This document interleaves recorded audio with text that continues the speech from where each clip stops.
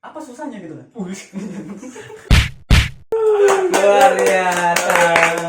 Ya, apa kabarnya? Alhamdulillah. Lama banget udah gak ketemu ya. Kopi cek ombak yang kemarin rumah. Disimpan.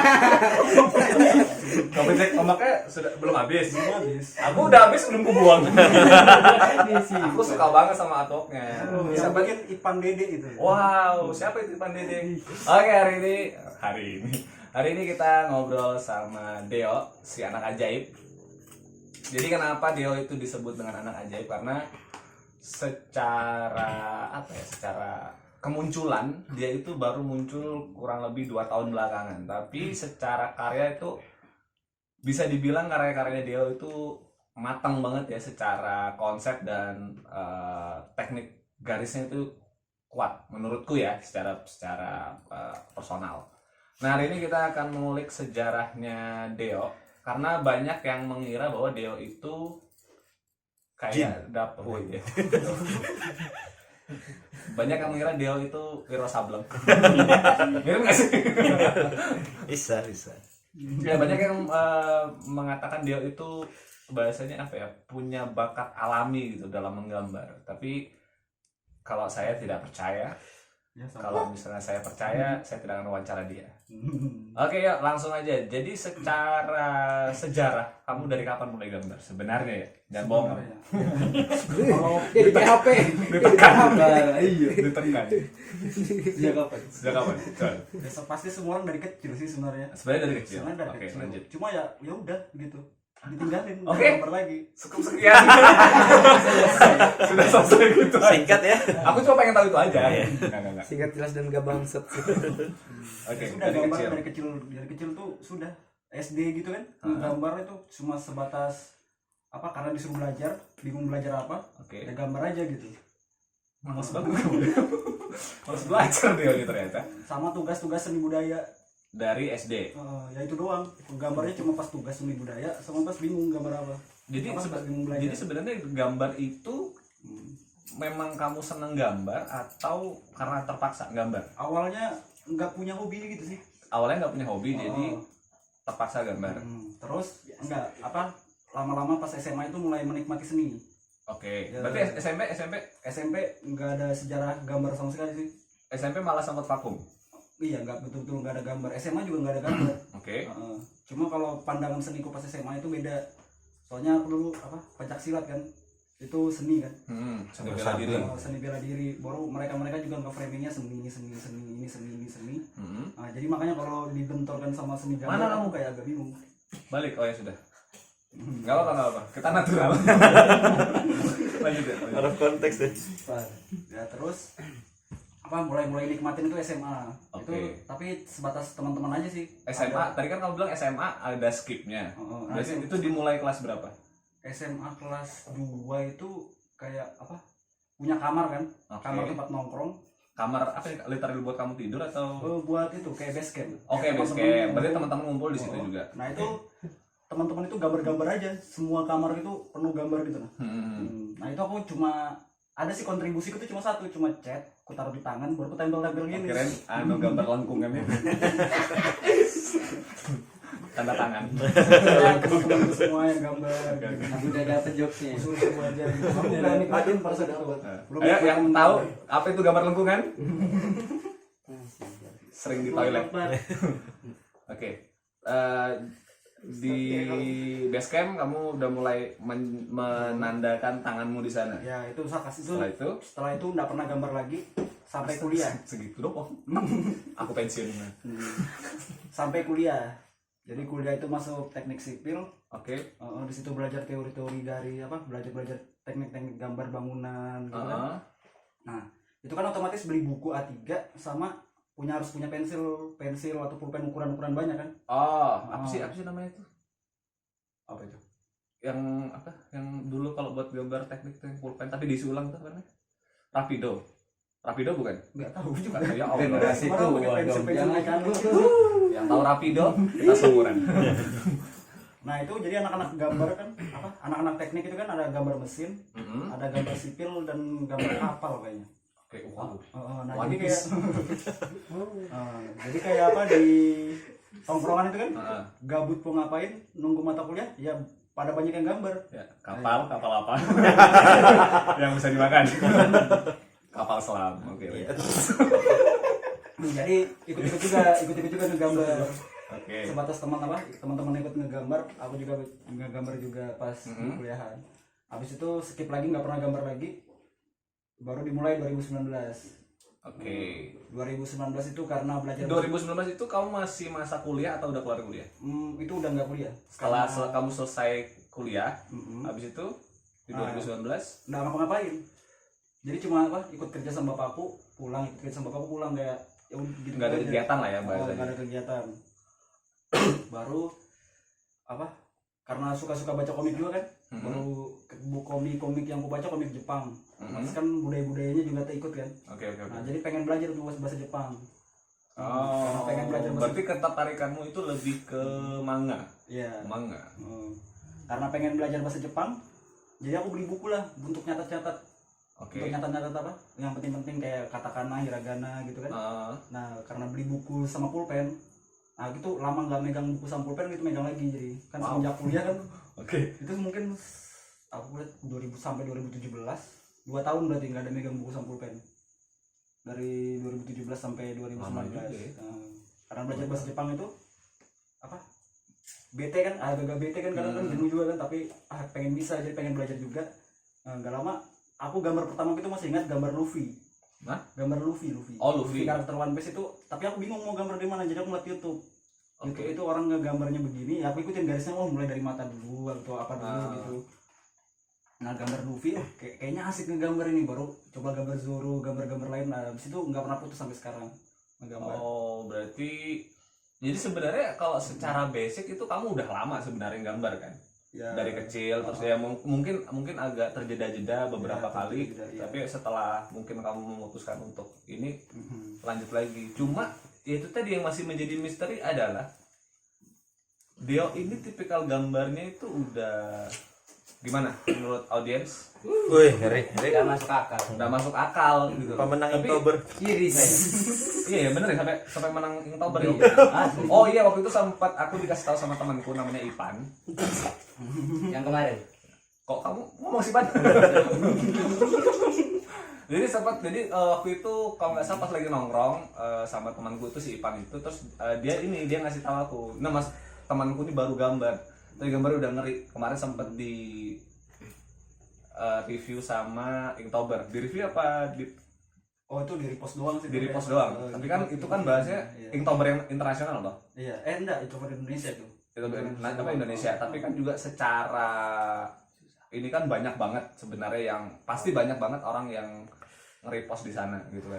Apa nge-tag Inktober lah ya bahasanya, dan belum tentu di-repost tapi Deo berhasil ditangkap radarnya oleh beberapa akun nasional lah ya, salah satu Inktober, terus juga kemarin baru masuk Pena Hitam.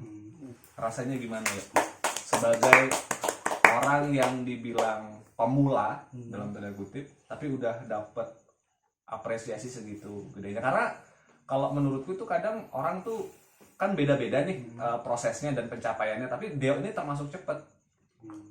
Gimana menurutmu ya? Nah, kalau cepat atau enggak itu aku kurang tahu sih. Kayak apa ya? Kukira ya begitu memang orang gambar. Jadi biasa aja gitu. Wow. Kayak apa? mulai katanya tadi. Ya kalau katanya orang juga gambar baru tapi bagus, ya aku malah bingung orang malah apa susahnya gitu kan. Aku pensiunan. Wah, apa susahnya bilang? Jadi menurutku itu nggak susah ya? Ya mungkin cara belajar sih. Cara belajar. Jadi kalau sekarang kita ngomongin cara belajar. Cara belajarmu gimana emang? Ya aku sih beberapa Mungkin bisa kasih tips ke teman-teman yang mau belajar gambar dan bingung. Ya aku beberapa kali itu kan kayak apa? Ngegaris-garis terus itu. Apa tanpa putus gini bikin garis supaya apa? Garis di mana? Di kertas. Di kertas. Kertas ukuran A4 bisa A3 lebih bagus gitu. Oke. Bisa lebih bagus. Bikin garis tanpa putus. Oh, jadi satu garis tarikan gitu. Satu garis nggak boleh angkat tangan gitu. Nggak boleh apa? Nggak boleh. Lagi. Nggak boleh tengah putus. Kenapa garis? baru sebisa mungkin ukurannya konstan, garisnya sebisa mungkin lurus gitu. Jadi latihannya gitu, jadi kayak tiap hari itu minimal 1 lembar dulu aku belajar.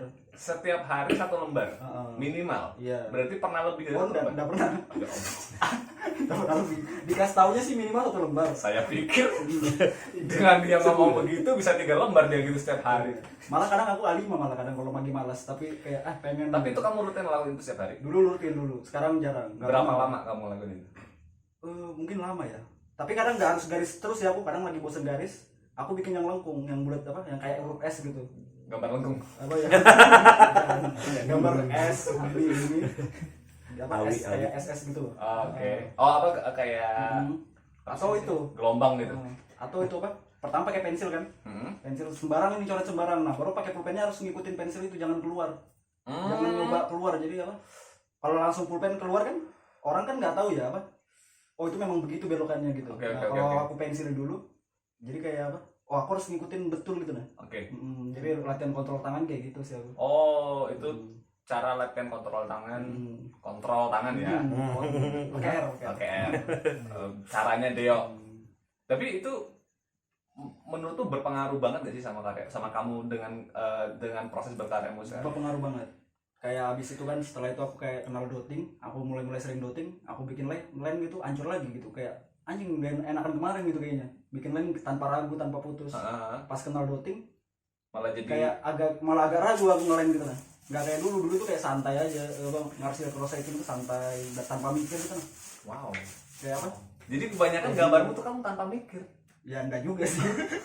Ya mikirin juga kayak bayangannya. Nah itu kalau aku belajar dari Rusdi, itu sering dikurasi aku. Oh. Kayak, ini Siapa itu Rusdi? Rusdi itu sosok guru gitu. Senpai. Jadi aku bikin anatomi gitu. Sensei. Bikin anatomi salah. Oh ini salah anatominya, tangannya kepanjangan gitu. Oh, Iya, jadi kan? dibantu sama Ya dibantu sama Rusdi juga. Rusdi Itu juga. setelah kenal Rusdi. Setelah Oke, kenal oke. Rusdi menurutku gambarku membaik secara itu sih. Secara proporsi teknik gitu. Baru apa? Jatuh bayangan gitu kan. Kayak oh ini aku mau bikin bayangan dari kiri nih. Tapi kok ada bayangan di sini yuk gitu, dikasih tahu gitu. Nah kalau kayak gini bentuknya jadi kayak jadi kayak cekung gitu mukanya kalau diginiin. Oh iya gitu. Berarti Jadi secara proses juga kamu banyak dibantu sama si Iya, sama Rusdi ini. Rusdi, iya. Oke. kalau secara teknik. Oke. Menarik ya. Jadi itu caranya si Deo untuk apa namanya melatih ketegasan garis setiap hari. Tapi menurutmu seberapa besar, maksudnya lebih dominan mana nih, pengaruh dari dirimu sendiri atau orang lain ketika kamu berkarya? Kurang tahu ya. Apa diri sendiri orang lain gimana ya maksudnya? Maksudnya Susah pertanyaannya. motivasi, secara motivasi nih untuk berkarya gitu. Apa kamu mendapat challenge? Kan kamu dikurasi nih sama si Rusdi gitu kan. Ketika kamu dikurasi itu, apa kamu semakin ter-challenge atau memang dari dasarnya memang kamu yang pengen belajar? Oh itu kalau itu kadang bete, kadang senang. Kadang bete kan. Apa yang bikin bete ketika Bete dikurasi? itu kayak misalkan aku gambar gini sudah susah nih, sejam aku udah dapat terus disalahin. terus dia ngomong coba kan gambar kayak gini, terus anjing 5 menit jadi gitu, anjing aku udah tadi ngapain sejam gitu kan, bikin gambar gini harus bikin anatomi full ke 10 menit anjing, aku dari tadi susah betul hapus dia nggak ada hapus sekarang gitu. Berarti kesalnya lebih ke kok dia bisa aku enggak gitu. Ya kadang ada kayak gitu, cuma kadang malah oh ya gitu ya ternyata ya. Lebih termotivasi lah ya. Kadang termotivasi, kadang bete. Tapi bete-nya bete positif lah ya. Kayak Mas Rusdi kemarin itu, apa? Mas Wahyu kemarin. Yang mana? Yang mural Ipan. Aku kan sudah lama nih. Mural Ipan. Mural yang itu tempat Ipan. Oh, Aku kan dari tadi apa? Sudah nyoret-nyoret kan? kok ada nama aku disebut? Iya.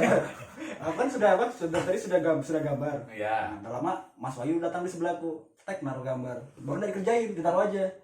Oh. Baru nggak lama Mas Wahyu datang. Itu aku sudah dalam proses itu kan. Saya datang kayak gini doang aku ngeliat kan. Aku ngeliat sekilas sih, lah anjing sudah jadi. Jadi kayak, dari tadi aku ngapain aja gitu. Kayak nggak ngapa-ngapain aku dari tadi gitu. Oh, Kayak, berarti lebih ke prosesmu ya. Tapi kamu tipikal orang yang menikmati proses gak sih? Menikmati sih aku sih. Kayak ngegambarnya itu senang, biarpun hasilnya kurang senang tapi Jadi mana yang lebih penting menurutmu, proses berkaryanya atau hasilnya? Kadang kan ada nih orang yang gambarnya cepat banget. Jadi orientasinya adalah yang penting karyaku jadi. Ada juga yang aku mau ngerjainnya pelan-pelan nih, biar ya menurutku perfect gitu. Kamu tipikal yang mana? Aku tergantung kebutuhan juga sih. Yang penting kalau awalnya Di kebutuhan yang mana, yang seperti apa? oh iya ya, kadang aku pengen ngegambar yang ini harus bagus betul gitu kan. Nah itu biar lama, biar seminggu 2 minggu ngegambar itu aja, itu aku kadang rela. Oke. Coba kadang ada juga aku pengen ningkatin speed, jadi aku harus cepet, harus hari 1 gambar jadi, nggak boleh lanjutin besok, jadi harus jadi hari ini gitu. Kayak secara mau belajar speed apa kayak biar cepet aja gitu. Tapi secara speed kamu juga menentukan ukuran media nggak? Ada. Enggak juga sih. Aku gambar masih di kalau udah 4 atau 3. 4, 3. Jadi sejauh ini paling besar kamu berapa? Ukuran medianya? Kalau gambar, 1 meter itu. Gambar. Oh iya. Itu lain, itu painting sih. Jatuhnya. Kalau gambar? Kalau gambar itu A3. A3 paling besar. A3 ya? paling besar. Ntar. Ada yang di kamarku itu sekitar berapa ya? 1 meter. Iya harusnya. Tengkorak tuh. Ceritanya Rusdi nggak di sini. Kita kan ngomongin dia. Iya lu salah. Kan Nggak apa-apa. Berarti 1 meter. Iya. Itu gambar. Iya, gambar itu aku gambar pakai teknik yang aku biasa di kertas. Tapi medianya aku besarin aja, nggak punya. Tapi gambarnya pakai apa berarti? Pakai spidol. Pakai spidol. Pakai spidol. Oke. Terus, nah aku balik lagi ke pertanyaan tadi tuh. Kamu kan cepat banget nih prosesnya. Menurut beberapa orang, prosesmu itu kan terbilang cepat ya. Dalam 2 tahun udah tertangkap radar secara nasional. Dan dia ngerasa biasa-biasa aja. Kamu dalam berkarya juga punya ketakutan dan keresahan gak sih? Maksudnya dinilai setinggi itulah bahasanya. Ketakutan keresahan. Ketakutan dan keresahanmu dalam berkarya deh. Itu contohnya gimana tuh? Ya misalnya nih kalau aku secara pribadi, misalnya nih aku terlalu cepat nih. Aku takutnya aku turunnya cepat juga.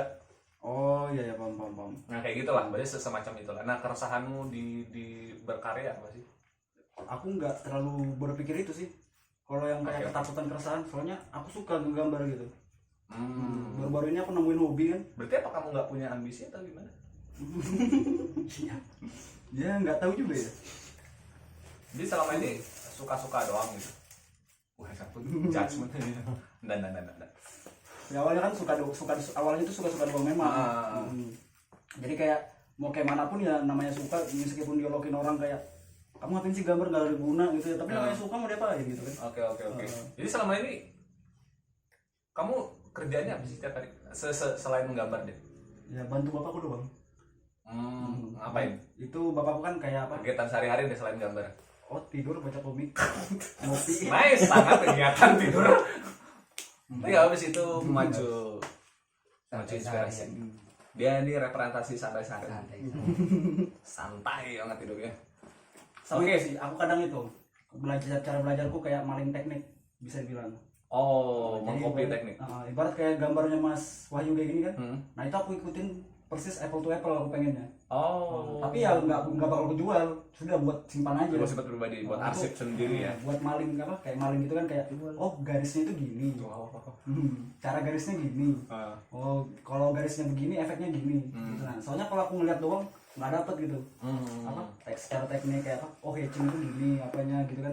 Jadi aku harus ngelakuin gitu, malah aku ikutinnya berusaha apple to apple. Garisnya aku bikin semirip mungkin, sesama mungkin, bayangannya sesama mungkin. Nah itu cara belajarku. Jadi tapi gambarnya jangan dijual, jangan dianualin gitu juga. Untuk lebih mengcopy ya. Untuk maling tekniknya aja sih. Maling tekniknya. Dasarnya ini kan juga pasti ATM. Dasar dari semua berkarya. Kalau menurutku sih ATM pasti kan kita mengamati, meniru dan memodifikasi. Ya, karena aku maling teknik cross hatchingnya orang gitu kan. Nah aku jadi bisa nerapin di gambarku sendiri yang gambarku yang aku konsep sendiri. Pakai maling yang kemarin ini cross hatchingnya gini, bayangannya di sini, tempatnya di sini, itu baru bisa gitu. Nah, siapa seniman yang paling sering kamu malingin tekniknya? Malingin dalam tanda kutip ya. Kamu pelajarin tekniknya. Ian Osen. Baru Ian Osen itu kalau nggak salah temannya Feni loh. Iya. Kemarin sudah cerita. Terus Ian Osen, baru ada tukang tato itu namanya Ghost Tattooer kah. Pokoknya itulah sulit namanya. Ada 2. Itu orang luar. Itu orang luar itu. Sama itu. Kalau dotting aku belajar dari aku malingin di siapa lagi namanya? Wikinger Zook kah apa itu? Kamu udah ngambil Tekniknya orang nggak tahu namanya lagi. Ya begitu. Tapi aku abis itu Drill bikin maling. foto, gambar yang kemarin itu foto, aku kasih ke dia. Oh, Lagi teknikmu nih gitu. Ya, berarti tetap mengapresiasi ya. Mas, foto. aku maling karyanya ya. Maling izin. Dijual masih. Tapi itu, tapi dia anehnya dia malah senang sih. Ah, Malah di repostnya dia. tapi kamu kalau misalnya nih kamu berkarya nih terus karyamu tuh ditiru sama orang, kamu tipikal yang Ya nggak apa-apa sih. Nggak apa-apa juga ya. Oke, terus kita ngomongin tujuanmu berkarya sebenarnya apa? Kalau dari kamu untuk saat ini? Untuk saat ini, ya itu aku kan pengen bikin komik. Jadi untuk saat ini aku masih ngelatih anatomi, ngelatih perspektif gitu. Oke. Makanya hasilku sampai sekarang masih nyobain di pulpen, aku latih terus. Soalnya itu ya, kalau komik kan rata-rata gitu hitam putih gitu, satu warna. Makanya aku sampai sekarang pun ya fokus di situ. Jadi kayak aku misalkan mau gambar lari kemanapun, kayak aku tetap kayak anjing kayaknya keren betul kalau ngeliat orang gambar hitam putih yang pakai pulpen gitu. Oke. Berarti kamu lebih senang hitam putih atau warna? Mungkin hitam putih mungkin. Kalau tapi ada juga sih warna yang senang warna-warna khusus gitu. Bukan tipikal yang kayak ngejreng-ngejreng gitu ya. Ada temanku tuh namanya Ipan tuh tulisannya warna-warni. Dangdut banget. Rame banget. Kalau warna bingung juga. Kadang ada suka warna ini. Tapi lebih mana kamu dominan berwarna atau hitam putih sejauh ini? Hitam putih. Hitam putih. Oke. Ada tips nggak kamu buat teman-teman yang mau belajar? Karena kalau ngelihat cara belajarmu itu kan mungkin kebanyakan orang juga belum tahu. Cara belajar apa ya? Kalau misalnya teman-teman mau belajar gambar, tipsnya apa? Ya itu apa ya? Kamu tahu dulu apa yang kamu suka gitu kan? Kayak misalkan komik gitu. Aku suka komik, jadi aku pengen belajar gambar komik.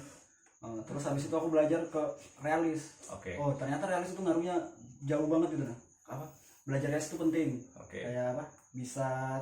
Jadi kalau kita habis itu mau distorsi pun kan itu sudah punya patokan realis itu lebih enak gitu. Oh, berarti kalau mau belajar dari apa yang kamu suka dulu, baru menuju ke realis. Realis atau tujuanmu apa gitu, referensimu siapa gitu. Mau efek yang kayak mana ya pelajarin yang kayak gitu. Berarti di awal lebih banyak ngopi aja dulu ya. Ya kalau aku begitu sih kemarin soalnya. Cekong enggak? Kemarin aku kayak masih apa ya? Belum berpikir berkarya. Aku senang menggambar gitu. Makanya kemarin Itu kan karya. tapi kayak karya yang maksudku yang karya itu yang kayak kita nge-create sendiri, nge-konsep sendiri. Oke. Dan gitu. Oke, itu berarti karya dalam perspektifmu adalah apa yang kamu buat sendiri. Nggak juga sih. bisa jadi sih kayak aku gambar muka Ipan menurutku karya sih. Bipolar juga. Meskipun gitu. Kan kamu sama Ipan kamu ya. Agak membingungkan nih. Tapi nggak apa sih, ya, itu perspektif yang menarik dari Deo. Untuk dirimu sendiri apa yang pengen kamu capai dalam waktu dekat? Ya itu bikin komik. Bikin komik. Terus Baru dikenal punya karakter sendiri gitu. cuma karakter apa nih, karakter teknik atau Karakter gambar, maksudnya bukan original karakter, tapi gambarku berkarakter gini, jadi orang ngeliat pun orang sudah tahu itu gambarku gitu, gambar orang yang sama. Cuma itu nggak bisa aku tentukan sekarang, baru nggak bisa aku tentukan sendiri juga, itu orang yang nilai. Jadi kayak garis tengahnya gambarku itu di sini, menurutku bukan kalau aku sendiri yang menentukan kan kayak aku pengen gini, nanti itu kayak maksa gitu. Jadi kamu lebih senang itu dilihat oleh jadi orang kayak, lain. Jadi kayak entahlah nanti kayak mana garis tengah gambarku itu ada di mana, kayak gitu. Oke, jadi Kalau sekarang belum nemu style. Kamu sekarang ngerasakan nemu stylemu sendiri nggak sih sekarang? Enggak, Belum ada sama sekali. Masih adaptasi punya orang, teknik adaptasi orang gitu semua. Itu dia, kita tadi sedikit ngobrol dengan Deo tentang bagaimana perjalanan Deo dalam dunia kesenian di Balikpapan. Jadi next kita akan ngobrol-ngobrol dengan tamu-tamu yang lebih keren lagi. Dan terima kasih Deo waktunya. Sampai ketemu lagi. Tagline-nya? Santai seharian bukan malas seharian. Thank you.